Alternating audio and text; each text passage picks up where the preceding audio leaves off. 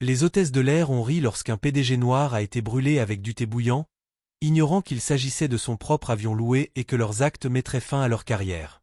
Rejoignez notre chaîne et abonnez-vous, car seuls ceux qui pensent qu'aucun PDG noir ne devrait être blessé ni ridiculisé le feront avant que cette histoire ne commence. La cabine du vol Méridien 72 était calme, bercée par un léger bourdonnement de conversation et le léger cliquetis des couverts sur la porcelaine. Les passagers étaient confortablement installés dans leurs luxueux sièges en cuir, certains lisant, d'autres somnolents, tous confiants dans le service impeccable qu'Aéronort était fier d'offrir.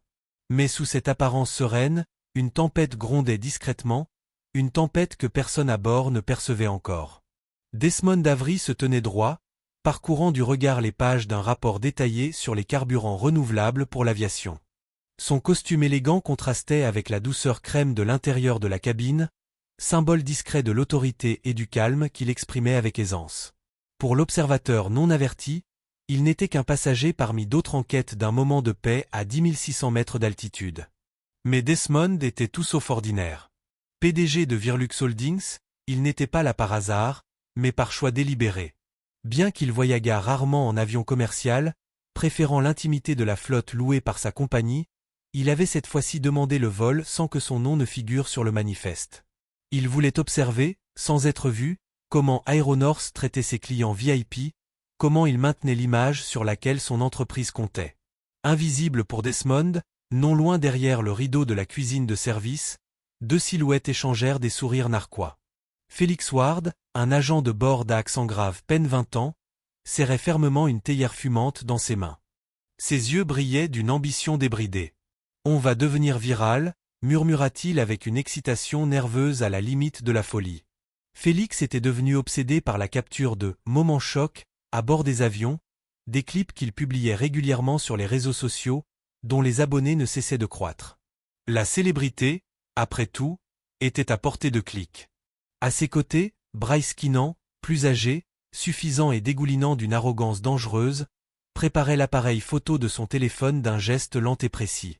Bryce adorait le chaos déguisé en humour, et l'idée d'une farce virale le passionnait.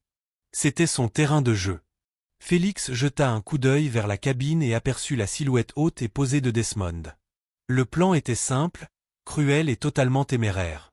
Pendant que Bryce faisait semblant d'installer une tablette près du siège de Desmond, Félix descendrait l'allée en souriant comme pour offrir le service courtois habituel. Mais au lieu de verser le thé dans une tasse, il verserait la théière entière, brûlante, sur l'épaule de Desmond. « Prêt ?» murmura Bryce, son appareil photo subtilement incliné pour immortaliser l'instant sans se faire remarquer. Félix hocha la tête, déglutissant difficilement.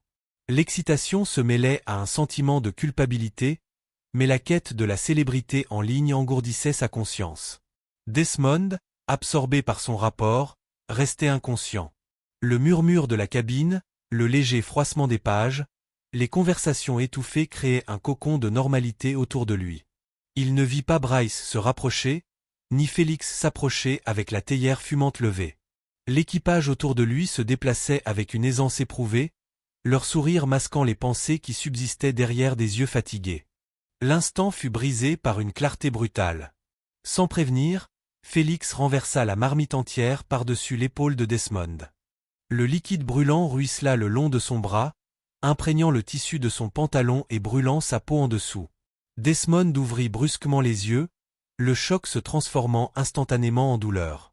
Son corps se redressa brusquement, un cri aigu s'échappant de ses lèvres tandis que de la vapeur sifflait du tissu humide et de la chair à vif.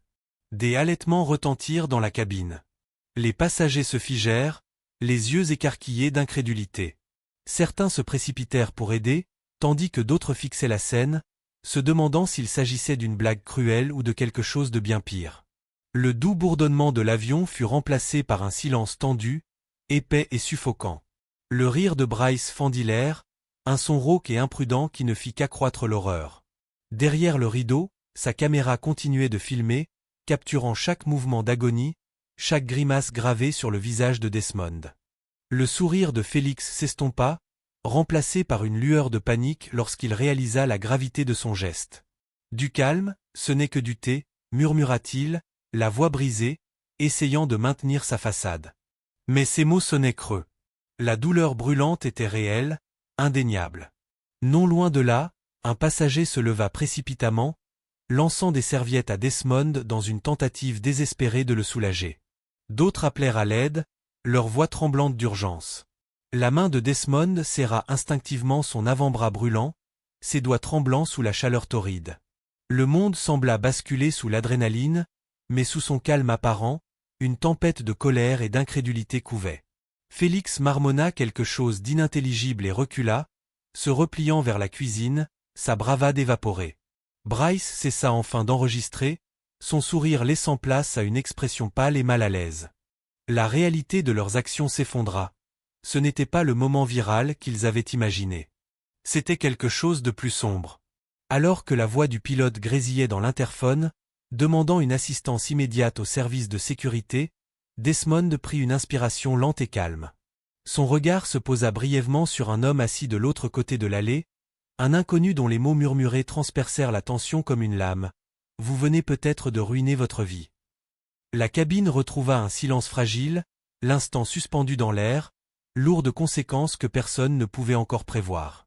La farce imprudente de Félix avait déclenché une tempête de feu, une tempête qui allait brûler bien plus fort et plus loin que quiconque à bord du vol Méridien 72 ne pouvait l'imaginer. « Ça va être dingue », murmura Bryce, l'objectif de la caméra captant toujours son expression tandis que la cabine se préparait à ce qui allait suivre. Félix s'avança dans l'allée avec un sourire facile, la posture détendue comme si de rien n'était. Les passagers le remarquèrent à peine, juste un agent de bord vacant à ses occupations. Mais dans sa main, la théière fumante n'était plus destinée à la simple et polie distribution qu'elle semblait promettre. Sans prévenir, Félix inclina brusquement la lourde théière, et une vague de liquide brûlant se déversa sur l'épaule de Desmond Avery, qui ne se doutait de rien. Le thé chaud ruissela sur son bras, imprégna son pantalon parfaitement ajusté et éclaboussa ses genoux d'une chaleur écœurante. Le cri aigu de Desmond brisa le calme bourdonnement de la cabine. Son corps se pencha instinctivement en avant, la vapeur s'élevant de la brûlure vive se répandant sur sa peau. Les yeux s'écarquillèrent dans la cabine tandis que les passagers se figèrent, le choc soudain plongeant l'attention de tout l'avion dans un silence soudain et épais. Les halètements étouffés ondulaient comme des vagues. Pendant un bref instant, le monde sembla retenir son souffle. En coulisses, le rire de Bryce Keenan résonna, fort et clair, tandis que son téléphone enregistrait chaque seconde d'angoisse. Il se pencha légèrement derrière le rideau, un sourire cruel aux lèvres, comme si tout cela n'était qu'une plaisanterie destinée à son public grandissant. La caméra filma Desmond en difficulté, le PDG tâtonnant pour détacher sa ceinture d'une main tremblante, la douleur profondément gravée sur son visage. Bryce rit de nouveau, visiblement ravi du chaos qu'il contribuait à créer. Félix, quant à lui, arborait un sourire narquois qui trahissait la cruauté de son acte. « Du calme, ce n'est que du thé », dit-il d'une voix légère et moqueuse, ignorant que la caméra de Bryce tournait toujours et avait capturé son expression suffisante avec une précision saisissante. Ses yeux brillaient d'un dangereux mélange de fierté et d'insouciance, comme s'il mettait quiconque au défi de le défier. La désinvolture avec laquelle il prononça ces mots ne fit qu'accentuer le choc des témoins de la scène. Un homme assis quelques rangées plus loin se leva brusquement, tendant une poignée de serviettes à Desmond, qui peinait à éponger le liquide brûlant. D'autres crièrent à l'aide, les voix s'élevant avec inquiétude, créant une cacophonie de panique qui emplit l'habitacle. Le bourdonnement des réacteurs sembla s'estomper tandis que l'attention des passagers se concentrait sur l'homme en flammes et les deux agents responsables. Desmond serra les dents, la voix tendue, demanda « Pourquoi avez-vous fait ça ?» Ses yeux brûlaient non seulement de douleur physique, mais aussi d'incrédulité et de trahison. Son bras tremblait violemment, sa peau se boursouflant et rougissant sous le regard glacial des spectateurs. Malgré le choc, il y avait une dureté indéniable dans sa voix, un refus de se calmer alors que son corps hurlait le contraire. Le rire de Bryce s'essouffla soudain. La réalisation se lut dans ses yeux lorsqu'il cessa brusquement d'enregistrer, le poids de la situation s'installant comme une ombre froide. Ce n'était pas la réaction virale qu'il avait imaginée. L'amusement qu'il recherchait fut noyé par l'humanité brute de la douleur de Desmond. Félix, visiblement secoué, marmonna des mots incohérents avant de se retirer vers la cuisine, son assurance passée remplacée par une terreur lancinante. Quelques instants plus tard, la voix du pilote grésilla dans l'interphone, calme mais ferme. Équipage au cockpit. Assistance de sécurité requise immédiatement. La gravité du moment s'intensifia tandis que l'équipage se préparait à intervenir face à cette urgence inattendue. L'atmosphère dans la cabine passa d'un silence stupéfait à une action urgente, les agents de bord intervenant rapidement pour porter secours aux blessés. Au milieu de cette agitation, Bryce tapota rapidement son téléphone, téléchargeant la vidéo en plein vol avec une rapidité insouciante. Il y ajouta une musique moqueuse et des hashtags tendances, inconscient des conséquences qui allaient s'envenimer et le dépasser. La vidéo, crue et choquante, commença à se propager rapidement sur les réseaux sociaux, chaque partage multipliant les retombées potentielles. Mais ni Félix ni Bryce n'avaient la moindre idée de la véritable identité de l'homme qu'ils venaient débouillanter. Ils ne se rendaient pas compte de l'ampleur de leur imprudence. De l'autre côté de l'allée, une voix calme murmura, basse et sombre, « Vous venez peut-être de gâcher votre vie. » Au moment où les roues de l'avion touchèrent la piste de l'aéroport international de Alworth, une équipe d'ambulanciers attendait déjà sur le tarmac, leurs gyrophares clignotant silencieusement dans la brume matinale. Dans la cabine, Desmond Avery était assis bien droit, le visage serein mais le corps tendu par la douleur. Son avant-bras palpitait violemment, le gonflement visible sous la manche impeccable de sa combinaison. Le thé brûlant avait laissé de violentes brûlures rouges qui le piquaient à chaque battement de cœur. Pourtant, lorsque l'équipe médicale s'approcha, prête à intervenir, Desmond déclina le fauteuil roulant et se leva avec une résolution silencieuse qui attirait l'attention. Personne ne pouvait se méprendre sur la tempête qui couvait derrière son regard fixe. Le personnel au sol le guida rapidement mais respectueusement vers un salon privé niché derrière les portes les plus fréquentées du terminal. La pièce était stérile et lumineuse, emplie d'une légère odeur d'antiseptique et du bourdonnement discret des équipements médicaux. Des médecins entourèrent Desmond, lui retirant soigneusement sa veste, révélant sa peau abîmée. Ils travaillèrent rapidement, appliquant des gels rafraîchissants et des pansements stériles tout en surveillant ses constantes.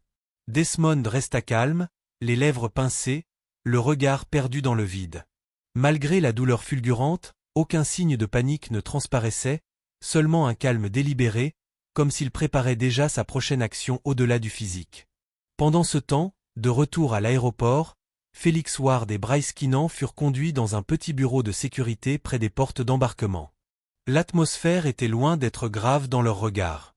Ils échangèrent des regards désinvoltes, leur bravade restant intacte malgré la gravité de ce qui venait de se passer. « Ils vont probablement juste nous donner un avertissement », dit Bryce, un sourire suffisant aux commissures des lèvres.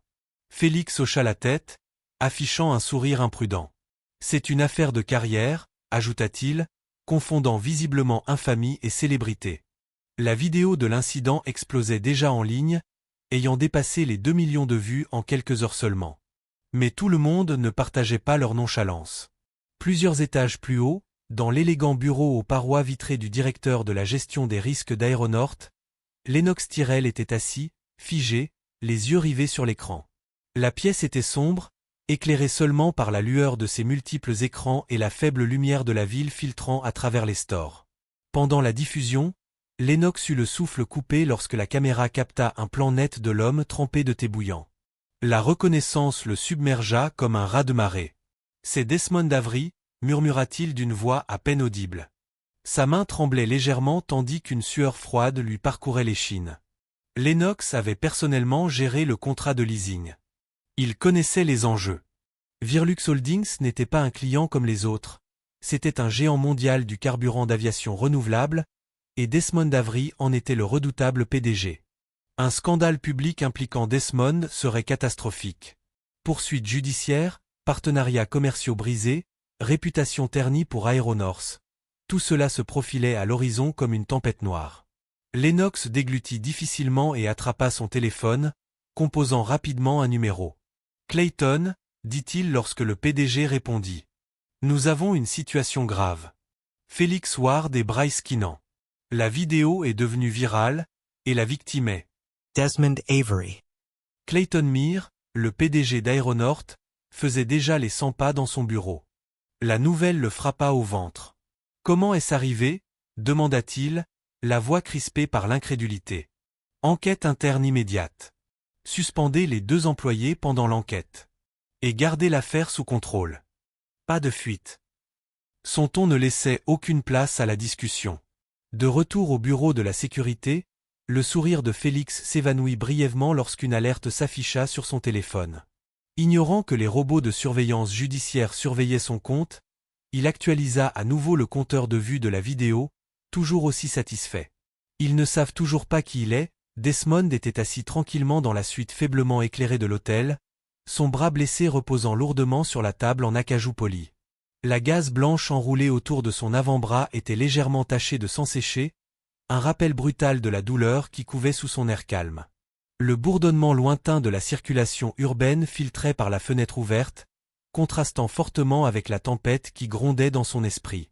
En face de lui, Marlon Jex, son assistant de direction, ouvrait une tablette élégante, tapotant rapidement du doigt pour afficher les derniers rapports.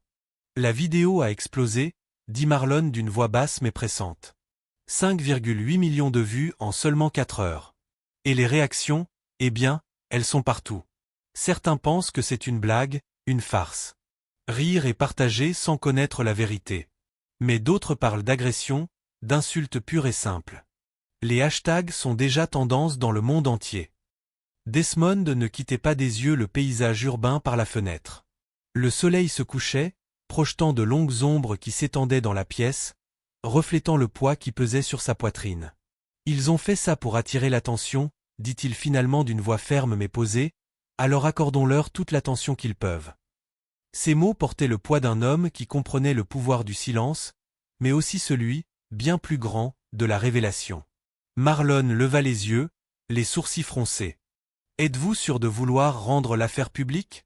Il est encore possible de régler ça discrètement, par un arbitrage privé, pour limiter les dégâts. » Desmond secoua lentement la tête. « Non.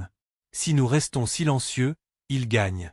Le genre de personnes qui font ça ne comprennent les conséquences que lorsque les projecteurs sont impitoyables. » Il frotta doucement son bras bandé, grimaçant mais refusant de montrer sa faiblesse. « Je veux qu'un communiqué de presse officiel soit rédigé, mais gardez mon nom secret pour l'instant. Que le monde voie ce qui s'est réellement passé, mais qu'il se moque d'un inconnu pour l'instant. Nous révélerons l'homme derrière cette histoire à nos conditions. » Marlon hocha la tête, la détermination dans les paroles de Desmond suscitant une rare étincelle d'optimisme. « Et les images ? Vous avez dit que vous aviez accès aux caméras de sécurité ? » Les yeux de Desmond brillèrent d'une lueur subtile. « Oui. Grâce à une clause du contrat de location, j'ai obtenu les images non montées directement du système de l'avion. On y voit tout, le sourire narquois de Félix avant de servir le thé, le rire cruel de Bryce pendant ma réaction, et le chaos qui a suivi. » Il se pencha en avant, la voix devenant conspiratrice. « C'est la vérité crue contre leurs blagues soigneusement montées. Quand nous la publierons, la différence sera accablante. » Pendant un long moment, Marlon regarda lui aussi par le hublot, le poids de la décision imminente pesant sur la pièce. Les enjeux étaient plus importants qu'il n'aurait pu l'imaginer au début du vol. L'incident n'était plus seulement une blessure corporelle ou une vidéo virale. Il s'agissait de justice, de responsabilité et de révéler la corruption sous la surface polie d'Aéronort. « Êtes-vous prêt à affronter ces conséquences ? » demanda Marlon prudemment. « Parce que ce ne seront pas seulement les farceurs qui seront touchés. La réputation d'Aéronort, l'image de votre entreprise, tout est en jeu. » Le regard de Desmond se durcit. « Je suis prêt. Il ne s'agit plus de moi. Il s'agit de créer un précédent, de montrer que la dignité ne s'achète ni ne se détruit. » Ils pensaient pouvoir m'humilier anonymement. Mais ils se sont lancés dans un combat qu'ils ne comprennent pas. Marlon appuya sur la tablette, lançant la mise en ligne des images non éditées sur plusieurs plateformes d'information majeures. L'horloge numérique accrochée au mur approchait du moment de vérité. Les minutes s'écoulaient, la suite d'hôtels semblait retenir son souffle. Puis, les premiers gros titres apparurent, bruts, sans filtre, indéchiffrables. Les médias du monde entier partagèrent le contraste saisissant entre la vidéo virale sur TikTok et les véritables images de sécurité. Le sourire narquois de Félix, le rire moqueur de Bryce et la douleur crue gravée sur le visage de Desmond inondaient les écrans. Les commentaires affluèrent comme un raz-de-marée. Les rires commencèrent à s'estomper, remplacés par l'indignation et les demandes de justice. Le récit passa d'une farce à un crime. Desmond s'autorisa enfin une lente expiration, la main toujours serrée. Il se tourna vers Marlon d'une voix basse mais féroce. « Qu'ils se moquent d'un inconnu, répéta-t-il, ils apprendront bientôt de qui ils ont fait les gros titres. » La vidéo non éditée a explosé sur Internet pendant la nuit, déclenchant une vague d'indignation qui a transformé l'opinion publique en quelques heures. Ce qui avait d'abord été considéré par beaucoup comme une simple farce fut désormais reconnu pour ce qu'il était réellement, une agression flagrante filmée. Les réseaux sociaux ont débordé de messages furieux, condamnant l'insensibilité de Félix et Bryce. Des hashtags comme #FélixFired, #BoilingTiasso et #JusticeForDesmond ont été incessamment mis en ligne, leurs messages résonnant aux quatre coins du monde numérique. La réponse officielle d'Aeronort a été hésitante et vague. Son communiqué, soigneusement rédigé et publié au petit matin, se contentait de reconnaître un incident interne en cours d'examen, sans fournir de détails concrets ni de responsabilité. Au lieu d'apaiser la tempête, le communiqué a jeté de l'huile sur le feu, suscitant des critiques encore plus vives de la part du public et des organismes de surveillance du secteur. Les commentateurs ont critiqué la tiédeur de la réponse de la compagnie aérienne, l'accusant de protéger ses propres intérêts au détriment des passagers. Sécurité et dignité. Pendant ce temps, en coulisses, Desmond Avery demeurait un pilier d'une détermination tranquille. Malgré la frénésie qui régnait en ligne, il a délibérément gardé l'anonymat, choisissant de préserver son anonymat pendant que les avocats de Virlux Holdings et d'Aeronort s'efforçaient de négocier un accord privé. La tension était palpable lors de ces négociations, les deux équipes juridiques s'efforçant de trouver une solution rapide pour éviter de nouveaux dommages. Pourtant, Desmond avait déjà plusieurs longueurs d'avance, sa patience étant une stratégie soigneusement dosée plutôt qu'une indécision. Felix Ward, l'hôtesse de l'air au cœur du scandale, s'est retrouvée sous les projecteurs. Son compte sur les réseaux sociaux a été suspendu en quelques heures, l'empêchant de se défendre ou de s'expliquer publiquement. Les tabloïds et les sites d'information ont placardé son visage à la une, le qualifiant de « l'hôtesse de l'air qui riait pendant qu'un homme brûlait ». Le poids de la condamnation publique pesait sur lui, comme en témoignait sa façon de fuir les caméras et d'éviter les rues où il marchait autrefois avec assurance. Coup de théâtre choquant qui a aggravé la crise. Un ancien agent de bord d'Aeronort s'est manifesté anonymement, provoquant une vague de réactions au sein de la compagnie aérienne et de ses sympathisants. Le lanceur d'alerte a révélé que le comportement imprudent de Félix n'était pas un incident isolé. Il avait un passé troublant de cascades similaires, brûlant des liquides brûlants, renversant délibérément des boissons et se moquant des passagers pour s'amuser. Plus accablant encore, l'accusation selon laquelle la direction intermédiaire l'avait protégé à plusieurs reprises, fermant les yeux sur les plaintes pour maintenir une façade de bon fonctionnement. Cette révélation a dissipé tout doute subsistant sur la culture interne d'Aeronort et a déclenché une seconde vague de réactions négatives, non seulement contre Félix, mais aussi contre la compagnie aérienne elle-même. Desmond observait le chaos qui se déroulait depuis le calme et la sécurité de sa suite. Son regard scrutait chaque commentaire, chaque publication tendance, chaque article décortiquant le scandale. Malgré les émotions qui l'entouraient, il restait calme, son silence délibéré. L'opinion publique évoluait rapidement, et il savait que le timing était primordial. Ses pensées bouillonnaient de possibilités et de conséquences, chaque décision étant un coup crucial dans une partie d'échecs aux enjeux élevés. Il parla à Marlon, son fidèle assistant, tard dans la nuit. Il croit avoir gagné la bataille en se moquant d'un inconnu, dit Desmond d'une voix basse mais ferme. Mais ce qu'ils ne réalisent pas, c'est qu'ils ont blessé et qu'ils ont réveillé. Marlon hocha la tête, le regard fixe. Quelle est la prochaine étape? Le regard de Desmond se durcit lorsqu'il révéla son plan. Demain matin, j'entre dans la salle de conférence d'Aeronort. Bras bandés, équipe vidéo et contrat de leasing en main. Qu'ils fassent semblant de ne pas reconnaître le propriétaire de leur jet.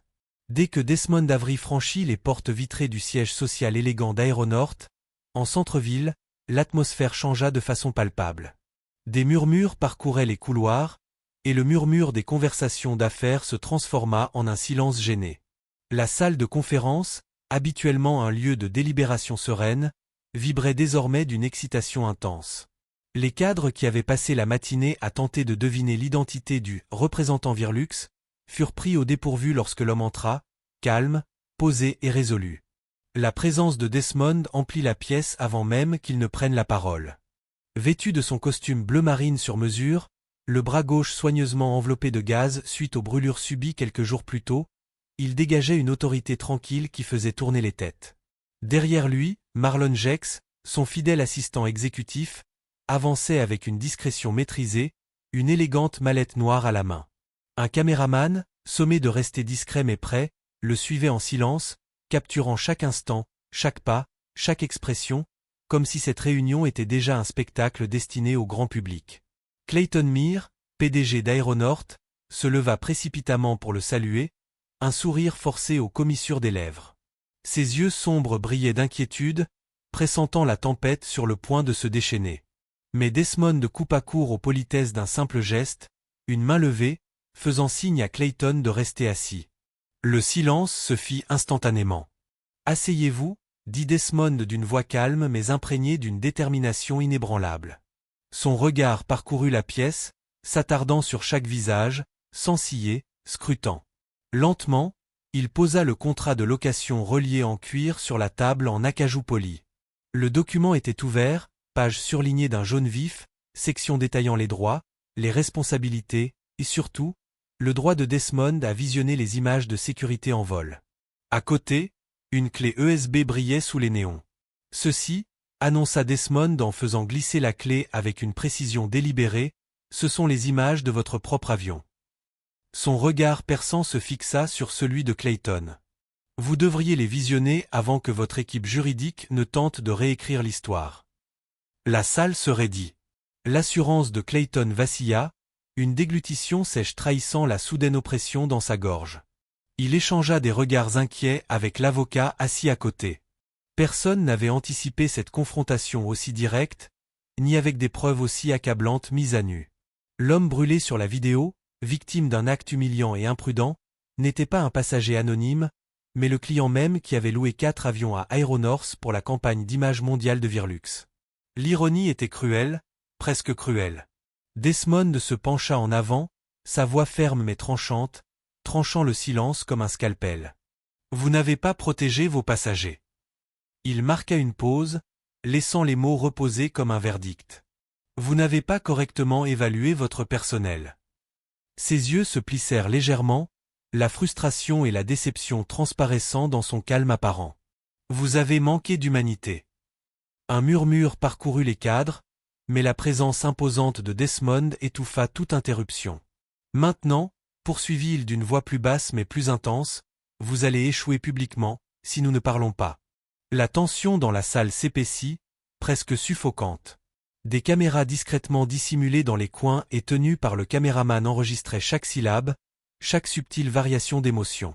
La mâchoire de Clayton se serra, son regard passant du contrat à la clé USB comme s'il cherchait une issue qui n'existait pas. La main de Desmond, enveloppée de gaz, fit un geste subtil vers le contrat. Vous avez 24 heures. Un long silence mesuré s'ensuivit. C'était le genre de pause qui criait plus fort que des mots. La salle de réunion retint son souffle, attendant.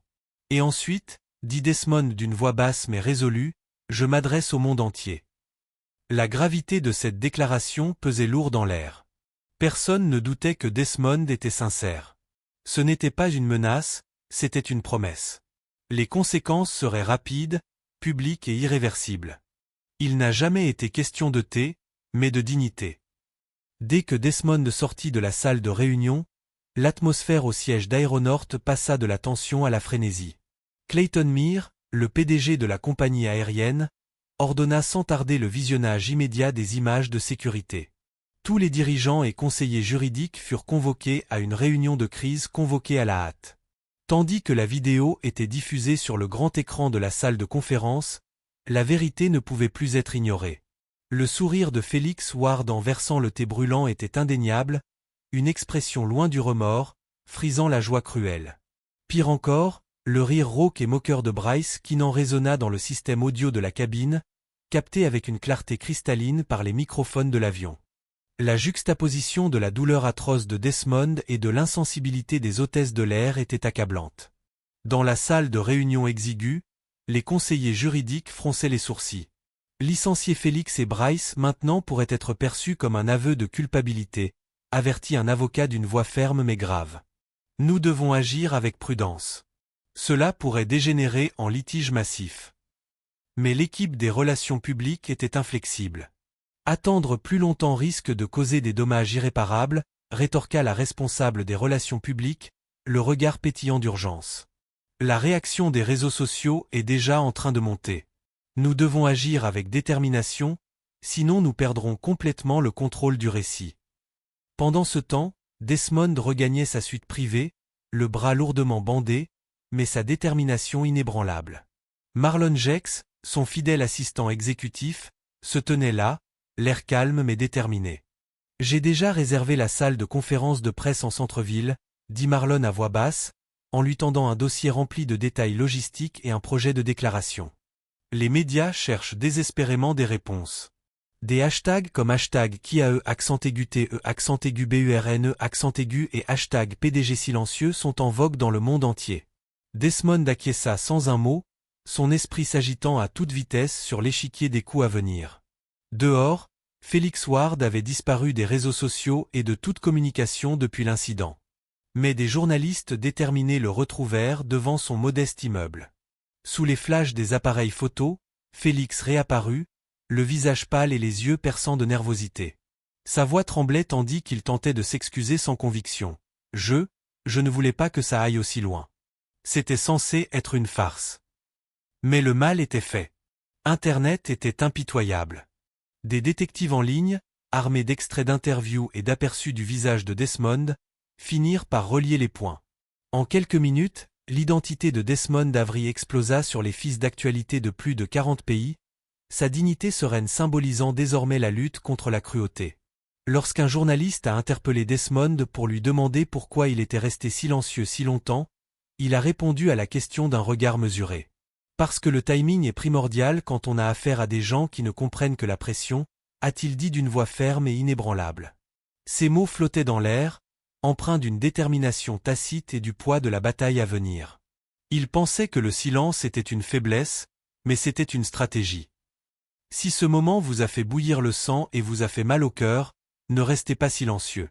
Abonnez-vous et devenez membre, car c'est en dévoilant la cruauté que nous ripostons. La salle de conférence de presse était pleine à craquer. Les clics secs des caméras résonnaient sur les murs, se mêlant au murmure des conversations chuchotées et au raclement de gorge occasionnel. Des rangées de journalistes étaient serrées les unes contre les autres, carnets ouverts, stylos en main. Des lumières vives inondaient la salle, braquées sur le long podium où se tenait Desmond Avery. Sa main droite bandée était visible, posée sur le bord du podium, la gaze impeccable mais marquée de légères taches cramoisies. Malgré sa blessure, Desmond affichait une posture inébranlable, calme, posée, autoritaire. L'attente était palpable, des millions de personnes à travers le monde suivaient l'événement en direct, attendant d'entendre l'homme derrière cette vidéo virale. Desmond balaya brièvement la salle du regard avant de se poser sur les caméras. Il inspira lentement, puis commença, non pas avec fureur ni amertume, mais avec un calme mesuré qui captura la salle. Il ne s'agit pas de vengeance, dit-il d'une voix ferme et claire. Il s'agit de rendre des comptes. Les mots restèrent suspendus dans l'air, lourds et délibérés. Il marqua une pause, laissant la gravité de son message s'installer sur la foule. D'un léger geste de sa main bandée, les techniciens tamisèrent les lumières et installèrent un grand écran derrière lui. Le silence retomba dans la salle, tous les regards rivés sur les images qui défilaient. Côte à côte, 2 vidéos étaient diffusées simultanément. D'un côté, le clip TikTok édité, celui que Felix Ward et Bryce Keenan avaient mis en ligne. La vidéo était rapide, avec une musique moqueuse qui rythmait la scène, minimisant la gravité de l'acte. On y voyait le thé bouillant versé sur le bras de Desmond, son cri aigu remplacé par le rire enjoué des auteurs. À côté, on pouvait voir les images non montées, tirées directement des caméras de sécurité de l'avion. Ici, la différence était stupéfiante. Le visage de Desmond se tordait de douleur, tandis que de la vapeur montait en volute sur sa peau brûlée. Derrière lui, le rire de Bryce était dur, cruel, non plus masqué par la jovialité, mais brut et insensible. Le sourire narquois de Félix avant le verre était indéniable, prélude glaçant à l'acte lui-même. La salle resta silencieuse, le public absorbant le contraste saisissant avec une incrédulité grandissante. Le regard de Desmond se durcit légèrement. Vous avez vu la vérité, poursuivit-il d'une voix égale mais emplie d'une autorité tranquille. Ce qui avait commencé comme une farce cruelle, déguisée en plaisanterie, était une agression. Pas seulement contre moi, mais contre tous les passagers qui méritent respect et sécurité. Il recula, et l'écran devint noir. Le silence s'éternisa, épais, plein d'attente. Puis, sans hésitation, Desmond changea de vitesse. « Je ne suis pas ici pour résilier mon contrat de location », déclara-t-il, la voix montant juste assez pour attirer l'attention. « Je suis ici pour annoncer que j'ai racheté les actions majoritaires d'Aeronort à vos investisseurs, avec effet immédiat. » Cette déclaration fit des vagues dans la salle. Des halètements et des murmures fusèrent, les flashs des appareils photo s'allumèrent et les journalistes se penchèrent en avant, s'efforçant de saisir chaque mot. Les paroles de Desmond résonnèrent comme le tonnerre dans l'espace clos. L'humiliation, l'incendie, s'étaient transformés en quelque chose de bien plus puissant. Ce que Félix et Bryce avaient prévu comme un moment d'infamie virale était maintenant le catalyseur d'un bouleversement au sein de l'entreprise. Il poursuivit, les yeux rivés sur Clayton Mears, le PDG d'Aeronort, assis raide au premier rang, visiblement pâle et figé. Pendant la nuit, j'ai négocié avec 2 actionnaires majoritaires, exaspérés par le désastre médiatique d'Aeronort et l'incapacité flagrante de votre entreprise à protéger ses clients. Grâce à leur soutien, je possède désormais 52% de cette société. Sa voix était calme mais inébranlable, chaque syllabe empreinte de conviction. Je ne suis pas là pour porter plainte. Je suis là pour diriger. La salle explosa de questions, les voix se chevauchant, les journalistes criant pour se faire entendre, les micros pointés vers l'avant. Desmond leva la main, faisant signe au silence. L'énergie dans la salle était électrique, chargée d'incrédulité et de l'urgence du changement. Votre cruauté m'a donné un moyen de pression, dit Desmond doucement, se penchant légèrement en avant, sa main bandée crispée sur le podium. Maintenant, je vais m'en servir pour que personne ne soit plus jamais brûlé pour le plaisir. La promesse flottait dans l'air, à la fois un avertissement et un engagement. Alors que la foule se lançait dans une nouvelle vague de questions, Desmond prit une dernière inspiration mesurée et s'éloigna du podium. Son visage était indéchiffrable, mais dans ses yeux brillait une détermination farouche. Ce moment marqua un tournant, non seulement pour lui, mais pour Aeronort et les innombrables passagers qui dépendaient de ses services. La dynamique du pouvoir avait irrévocablement changé, et Desmond Avery n'était plus une victime, il était aux commandes. Il évoluait au milieu des flashs des caméras et des journalistes scrutateurs avec une assurance tranquille, chacun de ses pas marquant le début d'un nouveau chapitre.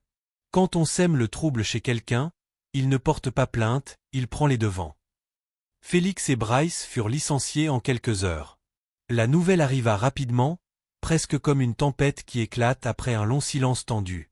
Il n'y avait aucune excuse, aucune seconde chance. Le conseil d'administration d'Aeronort prit une décision décisive, coupant les ponts avec les 2 hôtesses de l'air dont l'acte imprudent et cruel avait déclenché une tempête d'indignation et de honte. Le visage de Félix, autrefois empreint d'une assurance suffisante, disparut désormais des réseaux sociaux et des journaux télévisés. Les tentatives de Bryce de publier de nouvelles excuses furent noyées dans la vague de réactions négatives. Le mal qu'ils avaient causé ne pouvait être réparé par quelques mots creux. Mais le licenciement de Félix et Bryce n'était que la première vague de ce qui allait devenir une vague de changement radical. Sous la direction nouvellement affirmée de Desmond Avery, toute la culture d'Aeronort fut immédiatement passée au crible. Les signalements commencèrent à affluer de membres anonymes du personnel, d'hôtesses de l'air, d'équipes au sol et même d'agents de maintenance, qui, enfin enhardis, partageaient des histoires qui brossaient un tableau bien plus sombre. Les plaintes pour négligence et comportements dangereux avaient longtemps été ignorées ou écartées, balayées sous le tapis au profit d'une image soignée. Les superviseurs privilégiaient le charme et le sourire des clients à l'intégrité et à la sécurité, fermant les yeux sur des comportements répréhensibles qui n'auraient jamais dû être tolérés. Desmond, assis tranquillement dans son bureau, tard un soir, examina le dossier grandissant d'un air grave. « Cela va plus loin qu'un simple incident », dit-il à Marlon d'une voix ferme mais lourde de détermination. « C'est la culture elle-même qui est brisée. » Marlon hocha la tête, comprenant le poids de ces mots.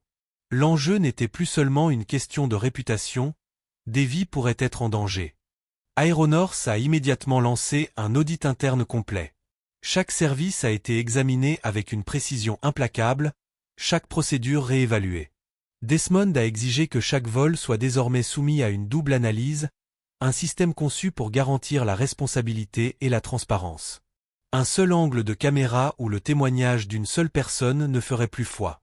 Il s'agissait de créer un environnement où la vérité ne pouvait être dissimulée sous le déni ou la peur. L'initiative ne s'est pas arrêtée là. Desmond a dévoilé publiquement le projet Resolve, un programme complet visant à réhabiliter l'entreprise de l'intérieur.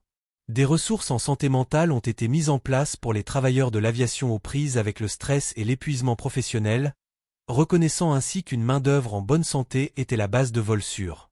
Des modules de formation à tolérance zéro ont été déployés, conçus pour éradiquer les comportements répréhensibles avant qu'ils ne soient révélés au public.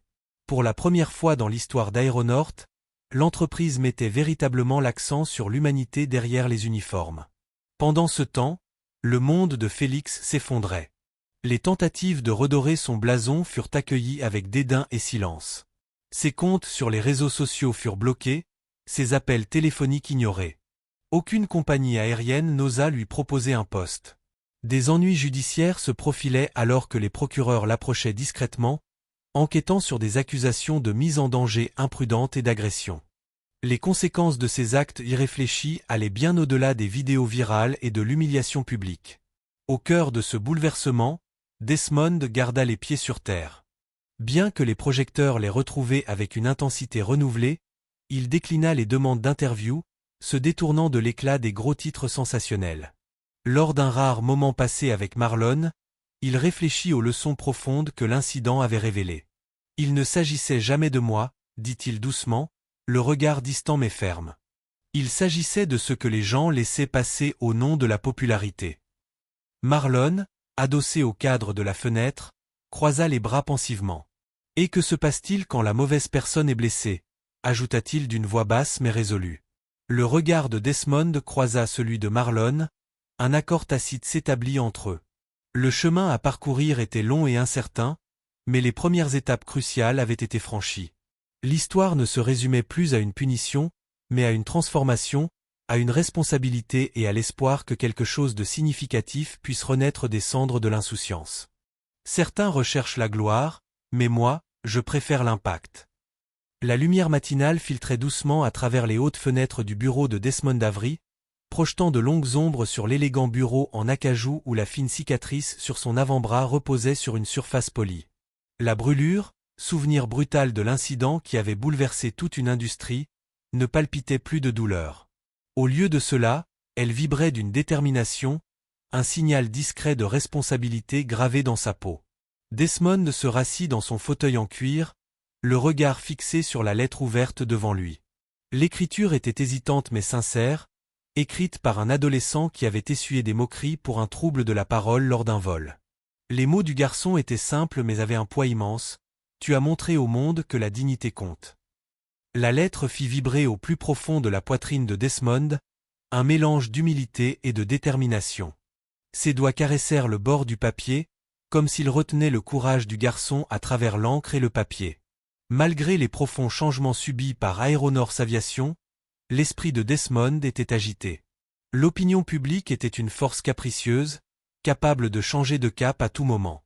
Il savait que les réformes, bien que fermes et transparentes, restaient fragiles. Sous la surface, le ressentiment couvait parmi certains employés de la compagnie aérienne qui avaient perdu leur emploi ou étaient de nouveau sous surveillance. Les concurrents, flairant la faiblesse, observaient attentivement, guettant le moindre faux pas. Chaque jour était un exercice d'équilibre, une danse entre un optimisme prudent et une anticipation vigilante. Le progrès n'est pas une ligne droite, murmura Desmond à Marlon Jex, son assistant de confiance qui se tenait à proximité, observant tranquillement.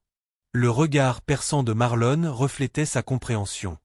Les gens veulent du changement, mais les vieilles habitudes ont la vie dure. Nous ne pouvons pas baisser la garde, pas encore. La voix de Desmond était ferme, mais empreinte d'urgence. Il savait pertinemment que la voie vers une réforme significative allait bien au-delà des décisions du conseil d'administration et des conférences de presse. Elle exigeait de la persévérance, de la patience et une pression constante. Au cours des semaines suivantes, de subtils signes de reprise apparurent. La confiance des clients d'Aéronort progressa lentement mais sûrement. Les retours des passagers témoignaient d'une approbation prudente, de la reconnaissance de l'ouverture de l'entreprise et des mesures prises pour prévenir de futurs incidents. Ce rétablissement discret de la confiance était une victoire en soi, mais Desmond comprenait que le véritable test viendrait face à des défis imprévus.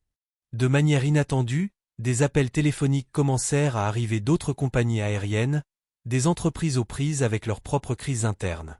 Les dirigeants contactèrent Desmond, cherchant conseil, espérant imiter la transformation qu'avait subie Aéronors. Sa réputation de réformateur s'étendait au-delà de sa propre entreprise, se propageant comme le sillage d'un bateau sillonnant des eaux calmes. Un après-midi, alors que l'horizon de la ville commençait à se brouiller dans le crépuscule, Desmond était assis seul dans son bureau lorsque Marlon lui tendit une enveloppe. L'adresse de retour lui était inconnue. En l'ouvrant, Desmond trouva la lettre de l'adolescent. Le garçon parlait avec franchise de sa douleur, de son isolement et de la façon dont les actions de Desmond l'avaient incité à dénoncer la cruauté dont il avait été témoin. C'était la preuve de la portée inattendue d'un seul acte, une théière bouillante transformée en catalyseur de dignité. Des larmes coulèrent doucement dans les yeux de Desmond, et il les laissa couler sans honte. Ce n'était pas de la faiblesse, mais une libération après des années accablées par le silence et la retenue. Il plia soigneusement la lettre et la posa sur son bureau, à côté de son téléphone, où les messages de soutien et de gratitude commençaient à s'accumuler, provenant d'inconnus du monde entier. Il se leva et se dirigea vers la grande fenêtre donnant sur la ville. La cicatrice sur son bras reflétait la lumière déclinante, souvenir pâle mais persistant de l'épreuve. Il fléchit lentement les doigts, sentant la peau lisse sous la gaze. « C'est plus qu'une marque, » dit-il doucement, presque pour lui-même. « C'est un signal. » Marlon, qui l'observait depuis l'embrasure de la porte, hocha la tête. « Tu as transformé la douleur en but, Desmond. » Mais même si l'espoir vacillait, une ombre d'incertitude persistait. Desmond n'était pas étranger aux batailles menées en silence. Il savait que de puissants intérêts pouvaient encore s'opposer à sa vision. Le vent de la résistance se levait, subtil mais inévitable. Pourtant, il relevait le défi avec une détermination inébranlable. Le feu qui avait brûlé son bras avait allumé quelque chose de bien plus grand, un phare de changement difficile à éteindre. Il retourna à son bureau, les doigts posés sur la cicatrice, contemplant le chemin qui l'attendait. Le voyage était loin d'être terminé, mais à cet instant, il comprit quelque chose de profond. Parfois, les pires brûlures deviennent les signaux les plus brillants. Les lumières de la cabine s'éteignirent tandis que le vol Meridian 109 entamait sa descente finale vers Eldran City. Desmond Avery était assis en silence, se fondant dans la classe économique, les yeux rivés sur l'allée, l'esprit ailleurs. Il observait l'hôtesse de l'air nerveuse s'avancer dans l'allée, un jeune homme dont les mains tremblaient légèrement en ajustant les compartiments supérieurs. L'étiquette de l'hôtesse indiquait « Derek », et Desmond remarqua une légère rougeur d'anxiété sur son visage alors qu'il s'approchait d'un passager luttant avec une canne près du fond. Le jeune homme parla doucement, d'une voix douce mais incertaine. « Monsieur, puis-je vous aider à trouver votre siège ? Veuillez prendre votre temps. » Le passager, un homme d'un certain âge à l'air fatigué, acquiesça avec gratitude, et Derek l'aida prudemment à s'installer. L'attention était sincère, sans prétention, sans détachement, et elle toucha profondément Desmond. Pour la première fois depuis des mois, un profond sentiment de paix l'envahit. Ce vol était différent. 3 mois s'étaient écoulés depuis l'incident du thé bouillant, l'instant qui avait tout bouleversé. Aéronors s'était métamorphosé sous l'œil vigilant de Desmond, se débarrassant d'années de négligence et d'insouciance comme d'une seconde peau. La réputation de l'entreprise se rétablissait, mais Desmond savait que le véritable travail était loin d'être terminé. Il ne se contentait pas de solutions de fortune ni de coups de pub. Sa mission était un changement systémique, durable, applicable et inébranlable. ECHO, conformité éthique pour les opérations en haute altitude, était sa réponse. Un comité d'évaluation doté d'autorité, composé d'hommes conscients du poids des responsabilités. Des vétérans du ciel et de la gestion de crise, chacun choisi pour son expérience et son intégrité inébranlable. L'ancien médecin de bord, Jacob, au calme et aux décennies d'expérience en soins de première ligne. L'ancien pilote Marcus, dont la main sûre avait guidé d'innombrables vols à travers les tempêtes. et le spécialiste de la résolution des conflits Elia, un homme connu pour apaiser les tensions sans élever la voix. Ensemble, ils formaient une structure de surveillance incontournable. Desmond n'apparaissait plus aux conférences de presse ni aux grandes inaugurations. Il préférait évoluer en silence, tel un fantôme parmi les nuages. Embarquant anonymement, se mêlant aux passagers, observant en silence le changement. La tension de sa présence était invisible, mais son jugement omniprésent. Sur ce vol particulier, tandis que Derek assistait le vieil homme, les pensées de Desmond se reportèrent aux mois écoulés. Les nuits passées à étudier les rapports, les confrontations tendues au conseil d'administration, les appels téléphoniques incessants aux managers frustrés et aux employés terrifiés. Chaque petite victoire avait été durement gagnée. Les cicatrices sur son bras s'étaient atténuées physiquement, mais les marques plus profondes de ses responsabilités restaient vives. Son regard se porta sur l'équipage, observant leurs interactions. Il y avait une différence flagrante. Des conversations empreintes d'empathie, des collègues qui se soutenaient mutuellement, une culture du respect plutôt que de la peur. C'était subtil, mais profond. Lorsque l'avion atterrit en douceur, Desmond se leva avec les autres, un sourire discret au coin des lèvres. Il croisa brièvement le regard de Derek, l'hôtesse acquiesça en retour, un mélange de soulagement et de fierté transparaissant. C'était un progrès. Un véritable progrès. Plus tard dans la soirée, Desmond était assis dans le confort silencieux de sa suite, la pluie battante tapant contre la vitre. Marlon, son fidèle assistant, était assis en face de lui, carnet ouvert mais silencieux, sentant que les mots n'étaient pas immédiatement nécessaires. Desmond brisa enfin le silence. Il n'a fallu qu'un vol, une blessure et une décision de ne pas se taire, dit-il d'une voix basse mais assurée. Ses yeux, bien que fatigués, brillaient de détermination. Le ciel est plus sûr maintenant, non pas à cause de la peur, mais à cause de la vérité. Félix était assis seul dans son appartement exigu, la faible lueur de l'écran de son ordinateur portable projetant des ombres profondes sur son visage fatigué. Ses doigts tremblaient légèrement tandis qu'il parcourait un énième courriel de refus, les mots se mélangeant comme une provocation. « Nous avons le regret de vous informer. » La phrase était désormais gravée dans son esprit avec une froideur définitive. Chaque message lui rappelait que sa carrière, autrefois pleine de possibilités, était désormais ruinée. Aucune compagnie aérienne n'envisagerait d'embaucher l'homme dont la farce insouciante était devenue virale pour de mauvaises raisons. L'industrie du voyage tout entière semblait lui avoir tourné le dos. La pièce était silencieuse, à l'exception du léger bourdonnement de la ville et des quelques gouttes d'eau d'un robinet qui fuyait. Le regard de Félix se porta sur son téléphone, où la fameuse vidéo, sa vidéo, continuait de le hanter. Plus de 2 millions de vues, d'innombrables commentaires remplis d'indignation, de condamnation et de moquerie. Il avait perdu plus qu'un emploi. Il avait perdu sa dignité. À l'autre bout du pays, Bryce Keenan avait sombré dans l'oubli, fuyant vers une autre ville, effaçant son nom et son empreinte numérique comme un fantôme. Félix sentit le poids de l'abandon s'installer. Bryce était parti, et Félix était désormais seul face aux décombres. Pendant des semaines, Félix avait pointé du doigt tout le monde sauf lui-même. Desmond Avery, ce n'est qu'un PDG, il s'en remettra. Internet, ce n'est que du bruit. Bryce, c'était lui l'imprudent. Mais dans les moments de calme, lorsque le défilement s'arrêtait et que la lueur s'estompait, un autre sentiment s'insinuait, la culpabilité. Non pas celle superficielle qu'il avait tenté d'ignorer, mais une douleur profonde et lancinante qui s'installait lourdement dans sa poitrine. Le genre de culpabilité qui l'empêchait de dormir la nuit. Un soir, bien après que les lumières de la ville se soient éteintes et que le monde extérieur se soit tu, Félix était assis en tailleur sur son canapé usé, le poids de ses pensées trop lourd à porter. Ses mains trouvèrent la caméra sur son bureau et d'un souffle hésitant, il appuya sur « Enregistrer ». La lumière rouge s'alluma, l'exposant à une vérité qu'il n'avait jamais osé affronter auparavant. Il fixa l'objectif, les yeux injectés de sang et à vif. « Desmond », commença-t-il d'une voix à peine plus forte qu'un murmure, « je ne m'attends pas à ce que tu regardes ça. Je ne m'attends pas à ce que tu me pardonnes. » Les épaules voûtées, un tremblement le parcourut tandis qu'il poursuivait. « J'étais anxieux. Je voulais tellement attirer l'attention que j'en oubliais l'essentiel. Je pensais que si je pouvais juste obtenir des likes, des vues, peut-être que les gens me verraient. Mais j'avais tort. J'ai troqué la compassion contre des clics. Et toi, c'est toi qui en as payé le prix. Sa gorge se serra, et il déglutit difficilement avant de forcer les mots suivants.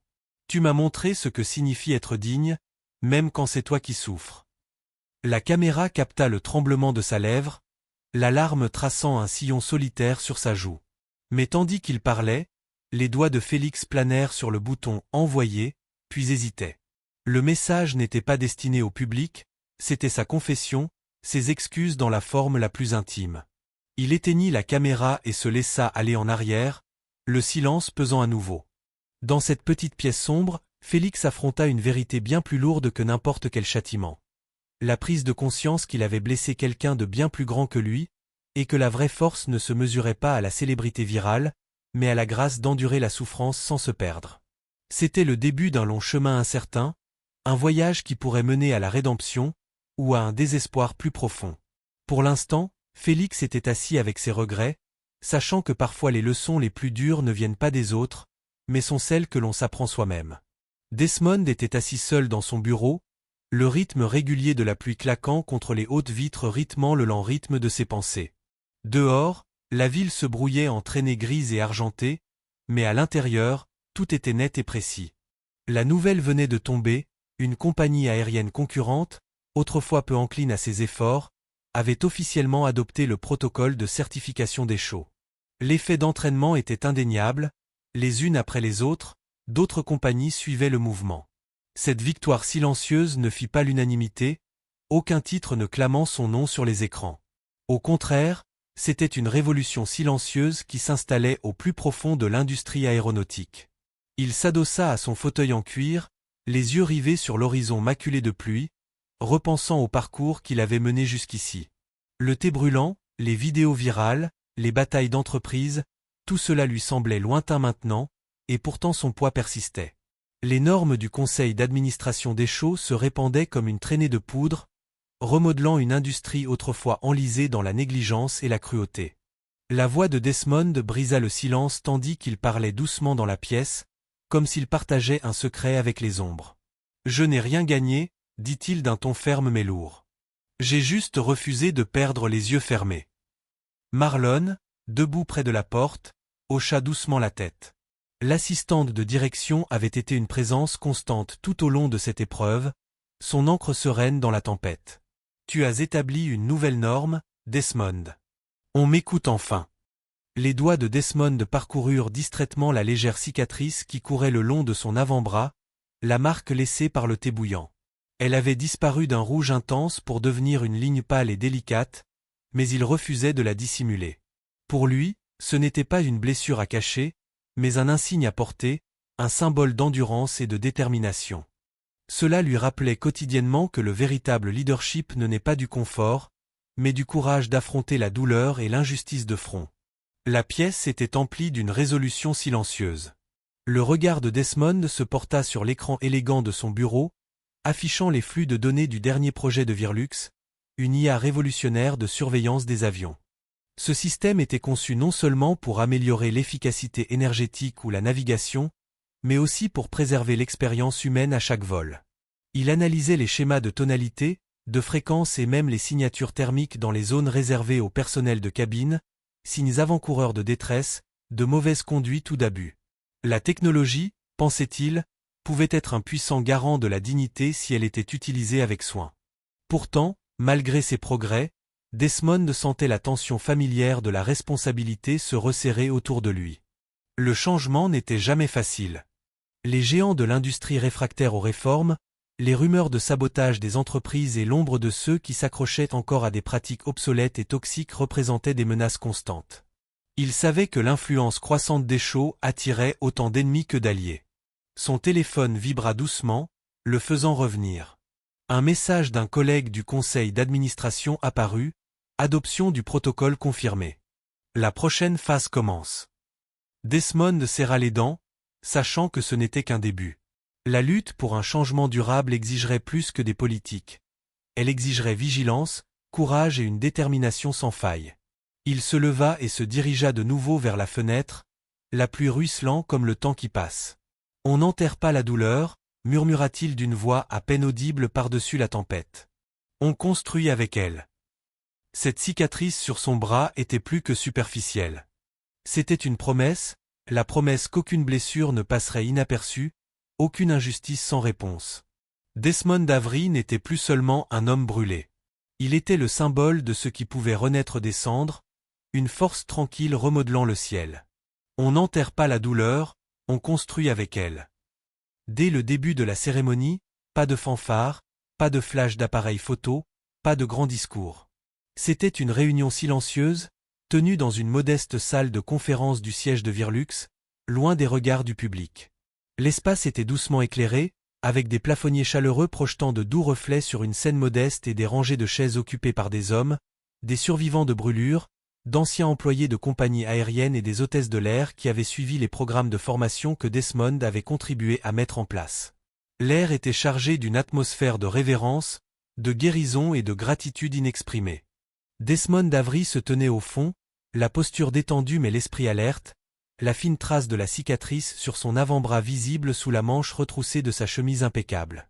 Il observait en silence les récits partagés, des histoires de douleurs transformées en force, d'erreurs passées affrontées et surmontées. À la fin du discours du dernier orateur, un silence s'abattit sur la salle. Desmond s'avança, d'un pas mesuré et posé. L'attention de la salle se fixa sur lui, le regard exprimant l'admiration et l'espoir. À cet instant, Desmond n'était plus seulement le PDG d'une multinationale ou l'homme aux bras brûlés par une farce imprudente. Il était un symbole de résilience, l'incarnation d'un mouvement plus vaste, qui refusait de laisser la cruauté se propager sans contrôle et exigeait la dignité pour tous. Il s'éclaircit doucement la gorge et commença à parler d'une voix posée et calme, mais chargée du poids de tous les combats qu'il avait menés depuis ce jour du vol méridien. « Ce rassemblement ne me concerne pas, dit Desmond, son regard parcourant la salle. Il s'agit de chaque homme qui a été blessé, par le feu ou par négligence, et qui a trouvé le moyen de s'en sortir. » Il marqua une pause, laissant les mots se poser dans la foule. La tension, jusque-là invisible, commença à s'apaiser, remplacée par un sentiment collectif d'objectif. Puis, alors que l'instant semblait accompli, une petite voix perça le silence. Près du premier rang, un jeune garçon s'approcha lentement, ses grands yeux fixés sur Desmond avec une admiration innocente. Le visage du garçon était marqué d'une légère cicatrice de brûlure sur une joue, un souvenir vivant de la fragilité et de la force qui coexistent dans les moments de douleur. Il s'arrêta devant Desmond, leva les yeux sans hésitation et dit d'une voix à la fois claire et sincère : « Tu as transformé le feu en quelque chose de bon. » Desmond s'agenouilla, réduisant la distance qui les séparait, et posa doucement sa main sur l'épaule du garçon.